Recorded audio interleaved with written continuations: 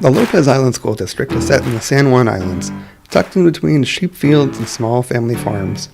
Home to 220 students, 2 coffee shops, and no street lights, Principal Dave Sather invited AWSP out to share their Lopez Island farm education program. This past September, every meal they served was made up entirely of ingredients grown in their own school garden, or they were sourced from within 50 miles into school. Now, in their own words, here's more on their program.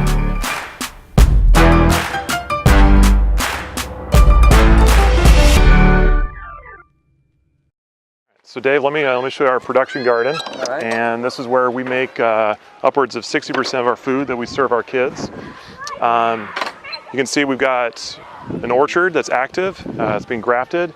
We got our cabbage, our spinach, our beets, and we've got the 4 hoop houses over there, serving those tomatoes and lettuce and other things that needed to last the season a little bit longer. A lot of this is done by volunteers, but we have 2 paid staff members that do a lot of the work for us. And right now we're in that crunch between August and October of putting everything in the freezers and saving everything and getting us through the school year to serve kids our lunches.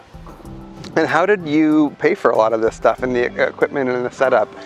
A lot of grants. Healthy Kids Grant was one. We have a lot of volunteers, a very active fundraising base, but truth be told, the school district is making a commitment to serve our kids healthy, nutritional, and organic, sustainable foods. The curriculum is one that I developed. It's very seasonal based, like right now everybody's harvesting vegetables.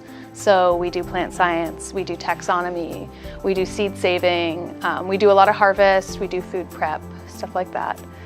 In the wintertime when veggie production slows down, we do animal husbandry, we do agricultural machines, we do soil health, soil texture, amendments, stuff like that. We work together just to enhance the program and to spread awareness to the kids about how important it is to understand the relationship of where our food comes from.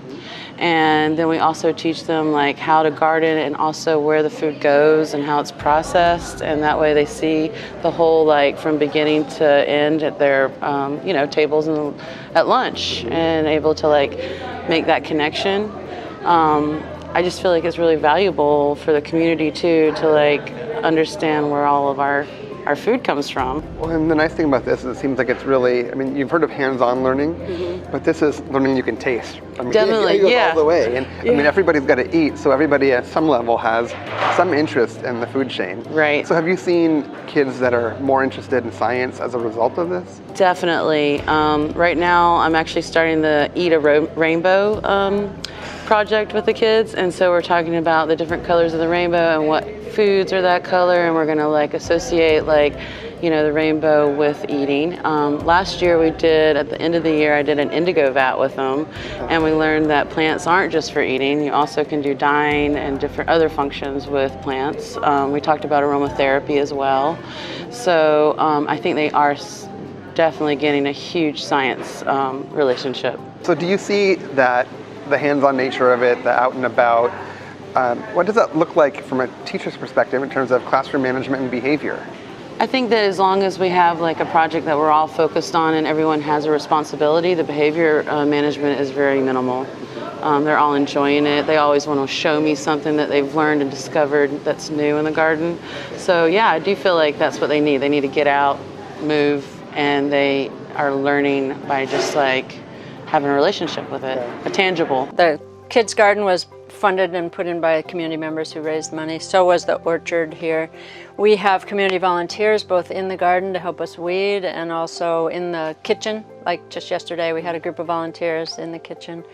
And Tuesday they'll help us process the food and get it in the freezer. I don't know if you saw the freezer, but I did, yeah. So that takes a lot of time to get all that put up. So the communities come in and helped us. We do fundraisers all year. We have community members who are committed to a certain amount each month that they give us as a donation, and some who are committed to a larger sum each year. What do you think the changes are for the kids and for the students? Because I know in a lot of schools behavior and it's an issue, the sugar and... Right. They appreciate good food. I've been amazed at how many of the little kids come back for extra fruit or vegetable. you know, when they're coming back for seconds. They're not just wanting the bread or the main dish. And I do know, I watch the kids graduate and they want good food. They become farmers, chefs, or they're just looking for good food. They're shocked at what the food is at colleges or other places where they go. What do you think the next steps for the program are? How can this continue to evolve and keep growing? Well, Shannon's taken the next step this year in purchasing more from Skagit, so local but not Lopez. We'd love to coordinate. We have a couple of students who are young farmers, and we'd love to coordinate with them to actually raise some of the cow, beef, chicken. You know, we'd like to branch out into goat and other meats that are available here and have students actually do the raising, maybe someday even on site here. I think the biggest thing is just get started. You know, finding a donor or donors or parent support group, or we have a lot of parents who support us. We have people, so many people move here and say, part of our reason for moving was because of this program at this school, that we wanted our kids to be involved in that. They will eat anything that they pick out here. It's amazing. Like, you could show it to them in a salad bar and they're like, but if they harvest it, they'll eat it. How much of the food that you serve is grown on the island, whether it's at the school or just locally? Anywhere from like 75% to sometimes 90% of the meal is from right here on Lopez or from within the Skagit Valley for sure. First step is making your salad bar better, like just as like a good source of nutritious fiber, first of all, to get the kids to eat. So yeah, the salad bar for sure is a good way to start it, just to get the kids used to seeing vegetables, you know, as they are. And soups, honestly. Soups are a great, cost-effective, very nutritious way to start getting, you know, down to like scratch cooking. You know, equity and opportunity are all the rage these days in education, and, you know, for good reason, rightfully so. But this is one other area where maybe it gets overlooked, is that not every kid has the opportunity to eat healthy, or, you know, what parents can provide for them. And not every kid has the opportunity to be outside. You know, I'm shocked to hear and see kids that have never handled compost or played out in the dirt or been outside for more than, you know, 20, 30 minutes and then go home and just be on their device. You know, we are forcing our kids in a great way to be outside and to take advantage of that and be a part of that and understand what it means to be not only part of a system but caring for that system.